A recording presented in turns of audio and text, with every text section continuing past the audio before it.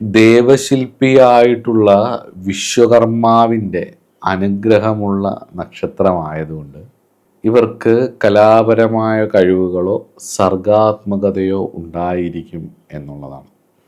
പലപ്പോഴും ഇവരതിലേക്ക് വിജയിക്കാത്തതിൻ്റെ കാരണം ഈ കോൺഫ്ലിക്റ്റുകളാണ്. ബുധൻ്റെ സ്വഭാവവും ശുക്രൻ്റെ സ്വഭാവം. ബിസിനസ് വേണോ, കല വേണോ, അല്ലെങ്കിൽ സർഗാത്മകതയിൽ നിന്ന് ആനന്ദം കണ്ടെത്തണോ, അതോ ഭൗതികപരമായിട്ടുള്ള വിഷയങ്ങളെ കണ്ടെത്തണോ എന്ന് പറഞ്ഞിട്ട് ഇത് രണ്ടും കൂടി എപ്പോഴും ഒരു കോൺഫ്ലിക്റ്റ് ഇവർക്കുണ്ടാവും.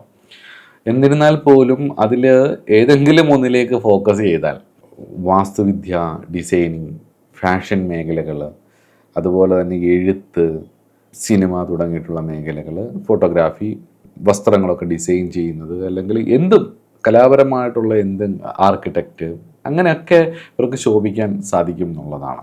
സംസാരം കൊണ്ടും ഇവരെ പ്രസൻറ്റ് ചെയ്യുന്ന ഒരു രീതി കൊണ്ടും ഇവർക്ക് മറ്റുള്ളവരെ ആകർഷിക്കാൻ കഴിയും എന്നുള്ളതാണ്. ഇത് എനിക്ക് ഇത്രയും അടുത്ത് അറിയാവുന്നതിൻ്റെ ഒരു കാരണം എന്ന് പറയുന്നത്, എൻ്റെ അച്ഛൻ്റെ നക്ഷത്രം ചിത്രയാണ്.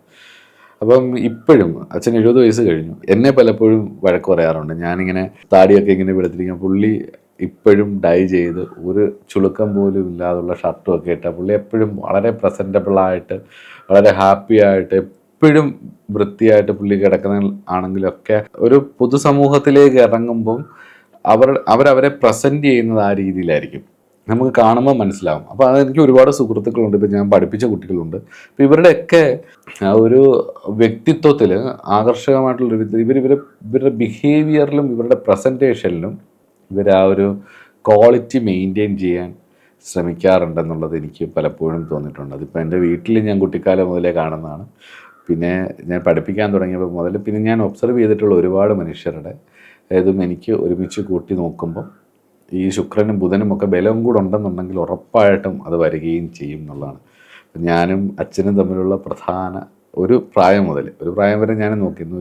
ഞങ്ങൾ തമ്മിലുള്ള പ്രധാന വൈരുദ്ധ്യം എന്ന് പറയുന്നത്, പുള്ളി ഇപ്പോഴും നല്ല പ്രസൻറ്റബിളായിട്ട് ഒറ്റ പൊടി പോലും നരയ്ക്കാത്ത രീതിയിൽ ഫുൾ ഡൈയാ, പക്ഷെ എന്നാലും നല്ല തേച്ച് നല്ല പ്രസൻറ്റബിളായിട്ട് പോകുമ്പോൾ ഞാൻ താടിയൊക്കെ വളർത്തി, പുള്ളിക്കതങ്ങോട്ട് എന്നെ എപ്പോഴും അതുകൊണ്ട് വഴക്ക് പറയണം. ആൾക്കാരുടെ മുന്നിൽ നന്നായിട്ട് നടക്കണം. ഈ അച്ഛൻ മെയിൻറ്റെയിൻ ചെയ്യുന്ന പോലെ മെയിൻറ്റെയിൻ ചെയ്യാൻ ഭയങ്കര പാടാണ്.